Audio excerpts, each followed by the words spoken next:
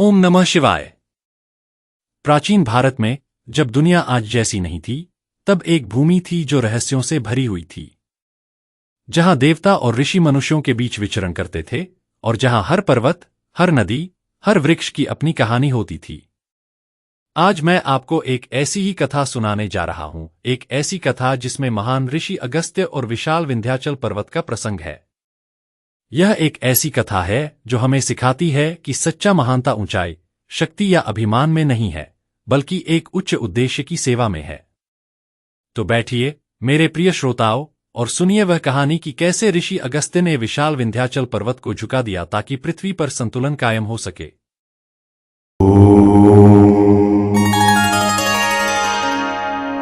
यह उस समय की बात है जब भारत के मध्य भाग में स्थित विंध्याचल पर्वत श्रृंखला विशाल और गर्वित खड़ी थी। ये पर्वत अपनी ऊंचाई और महानता के लिए प्रसिद्ध थे और धरती पर ऐसे फैले हुए थे जैसे कि वे उत्तर के मैदानों को दक्षिण के क्षेत्रों से अलग कर रहे हों। विंध्याचल पर्वत अपने कद और भव्यता पर गर्वित थे और अक्सर हिमालय को चुनौती देते थे कि वह उनके मुकाबले ऊंचे नहीं हो सकते। लेकिन विंध्याचल पर्वत केवल पत्थर और चट्टानें नहीं थे। प्रकृति के हर तत्व की तरह उनमें भी एक आत्मा थी, एक चेतना थी और एक गर्व की भावना थी। समय के साथ यह गर्व बढ़ने लगा और विंध्याचल ने स्वयं को सबसे महान मानना शुरू कर दिया, यहां तक कि सूर्य, चंद्रमा और तारों से भी महान। परंतु उससे भी अधिक विंध्याचल हिमालय से ऊंचा उठना चाहता था, जो भगवान शिव का निवास स्थान था। यह महत्वाकांक्षा पर्वत का जुनून बन गया और विंध्याचल ने अपनी सारी शक्ति के साथ खुद को ऊंचा उठाना शुरू कर दिया, अपने शिखरों को आकाश की ओर बढ़ाते हुए। हर इंच ऊंचा उठने के साथ उसने पृथ्वी के प्राकृतिक संतुलन को बाधित करना शुरू कर दिया। बादल जो बारिश लेकर धरती पर आते थे, अब ऊंचे पर्वतों से पार नहीं जा पाते थे। नदियां जो पहले उत्तर से दक्षिण के मैदानों में आसानी से बहती थीं, अब अपनी राह खोजने में संघर्ष कर रही थी। आसपास के क्षेत्रों में जीवन कठिनाइयों का सामना करने लगा और धरती स्वयं विंध्याचल की गर्वपूर्ण चढ़ाई का भार महसूस करने लगी। देवताओं ने इस दृश्य को चिंता के साथ देखा। विंध्याचल की ऊंचाई के कारण उत्पन्न असंतुलन सृष्टि के संतुलन को खतरे में डाल रहा था। कुछ न कुछ किया जाना आवश्यक था, लेकिन पर्वत अपने अभिमान में इतना स्थिर था कि वह तर्क या प्रार्थनाओं को सुनने के लिए तैयार नहीं था। तब संसार के महान ऋषि एकत्रित हुए और उन्होंने भगवान विष्णु और भगवान शिव से समाधान के लिए प्रार्थना की। लंबे विचार विमर्श के बाद देवताओं ने निर्णय लिया कि केवल एक ही ऋषि इतने बुद्धिमान और शक्तिशाली थे कि वे महान विंध्याचल को उसकी सीमाओं में ला सकें, और वह थे ऋषि अगस्त्य। अब ऋषि अगस्त्य कोई साधारण ऋषि नहीं थे। वे कद में छोटे थे लेकिन ज्ञान और शक्ति में महान। अपनी भक्ति, विनम्रता और ज्ञान के लिए प्रसिद्ध ऋषि अगस्त्य एक ऐसे पूजनीय ऋषि थे जिनकी ज्ञान और पवित्रता का कोई सानी नहीं था। उनकी उपस्थिति मात्र से चारों ओर शांति और स्थिरता फैल जाती थी। उन्हें दक्षिण के ऋषि के नाम से जाना जाता था क्योंकि उन्होंने अपने जीवन का अधिकांश समय दक्षिण भारत के जंगलों और पहाड़ों में ध्यान साधना में बिताया था। जब देवताओं ने उनसे सहायता मांगी तो ऋषि अगस्त्य ने सहमति जताई, क्योंकि वे समझते थे कि प्रकृति का संतुलन बनाए रखना अत्यंत आवश्यक है। शांत मन और दृढ़ निश्चय के साथ वे विंध्याचल पर्वत की ओर चल पड़े। विंध्याचल पर्वत ने जब ऋषि अगस्त्य के छोटे किंतु शक्तिशाली स्वरूप को अपनी ओर आते देखा तो वह उत्सुक और कुछ हद तक हंसमुख था। विंध्याचल ने सोचा, यह छोटा सा ऋषि मेरे साथ क्या कर सकता है? मैं महान विंध्याचल हूं, हिमालय से भी ऊंचा बनने वाला हूं। परंतु ऋषि अगस्त्य विंध्याचल के अभिमान से विचलित नहीं हुए। जैसे ही वे विंध्याचल के पास पहुंचे, उन्होंने पर्वत को सम्मानपूर्वक प्रणाम किया, ठीक वैसे जैसे कोई महान राजा को प्रणाम करता है। ऋषि अगस्त्य जानते थे कि विंध्याचल को झुकाने के लिए उन्हें उसके सम्मान को स्पर्श करना होगा। प्रणाम हो, हे महान विंध्याचल, ऋषि अगस्त्य ने कहा। उनकी आवाज में शांति और श्रद्धा भरी थी।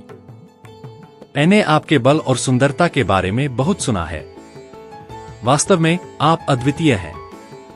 आप ऊंचे और गर्वित खड़े हैं और मैं देखता हूं कि आप और ऊंचा उठने का संकल्प कर चुके हैं। विंध्याचल पर्वत ऋषि अगस्त्य के शब्दों से अभिभूत होकर गर्व से बोला, हाँ महान ऋषि, मैं दुनिया का सबसे ऊंचा पर्वत बनना चाहता हूं। मैं चाहता हूं कि सृष्टि में सभी मुझ पर श्रद्धा और सम्मान से नजर डालें। ऋषि अगस्त्य ने सिर हिलाया और मुस्कुराए। आपकी महत्वाकांक्षा प्रशंसनीय है, हे विंध्याचल, उन्होंने कोमलता से उत्तर दिया। परंतु मैं एक वृद्ध व्यक्ति हूं और मेरे पास एक विनम्र अनुरोध है। मुझे दक्षिण के प्रदेशों की ओर यात्रा करनी है, अपनी तीर्थ यात्रा पूरी करनी है। क्या आप इतने कृपालु होंगे कि अपने आप को थोड़ा नीचा कर लें ताकि मैं, एक साधारण ऋषि, आपको पार कर सकूं? मैं तो एक दुर्बल व्यक्ति हूं और आपके महान शिखरों पर चढ़ नहीं सकता। विंध्याचल पर्वत ऋषि के इन विनम्र शब्दों से प्रभावित होकर उनके अनुरोध पर विनम्रतापूर्वक सहमत हो गया। उसने कहा, निश्चित रूप से ऋषिवर, यह मेरा सौभाग्य होगा कि आप मेरे ऊपर से जाएं। और इस तरह विंध्याचल ने अपने शिखरों को नीचा कर दिया ताकि ऋषि अगस्त्य आसानी से पार कर सके। विंध्याचल पर्वत ने अपने अभिमान को एक ओर रखते हुए स्वयं को झुका दिया। जैसे ही ऋषि अगस्त्य विंध्याचल के ऊपर से गुजरने लगे, उन्होंने ठहर कर पीछे मुड़कर देखा। एक दयालु मुस्कान के साथ उन्होंने कहा, हे विंध्याचल, आपके इस सेवा भाव के लिए मैं आपको धन्यवाद देता हूं। मैं वचन देता हूं कि अपनी यात्रा समाप्त करने के बाद पुनः लौटूंगा। तब तक आप इसी प्रकार झुके रहें ताकि मेरी वापसी सरल हो। विंध्याचल ऋषि के इस वचन से अभिभूत होकर सहमति में सिर हिलाया और कहा, हाँ ऋषिवर, मैं तब तक इसी प्रकार बना रहूंगा जब तक आप लौटकर न आए। इस प्रकार ऋषि अगस्त्य ने अपनी यात्रा दक्षिण की ओर जारी रखी और विंध्याचल को उसके विनम्र रूप में छोड़ दिया। परंतु देखिए, ऋषि के ज्ञान का चमत्कार, वे कभी लौटकर नहीं आए। अपने लौटने का वचन देकर ऋषि अगस्त्य ने विंध्याचल को नम्रता से यही निर्देश दिया कि वह सदैव के लिए नीचा बना रहे, और इस प्रकार पृथ्वी पर संतुलन बहाल हो गया। आज भी विंध्याचल पर्वत अपने विनम्र स्वरूप में खड़े हैं, जिससे नदियां स्वतंत्र रूप से बह सकें और बादल भूमि पर अनवरत बरस सकें। अपनी बुद्धिमानी और विनम्रता से ऋषि अगस्त्य ने पृथ्वी पर शांति और संतुलन वापस लाया और यह संदेश दिया कि गर्व और महत्वाकांक्षा को विनम्रता और सेवा की भावना से संयमित करना चाहिए। इस प्रकार ऋषि अगस्त्य और विंध्याचल पर्वत की यह कथा युगों युगों तक जीवित रही, हमें यह सिखाने के लिए कि हमें अपने आप से ऊपर उठकर सभी में संतुलन बनाना चाहिए। ऋषि अपने छोटे कद में होते हुए भी यह सिद्ध कर गए कि सच्ची महानता ऊंचाई में नहीं, बल्कि एक विनम्र हृदय में होती है जो सभी के कल्याण के लिए समर्पित हो। ओम शांति शांति शांति।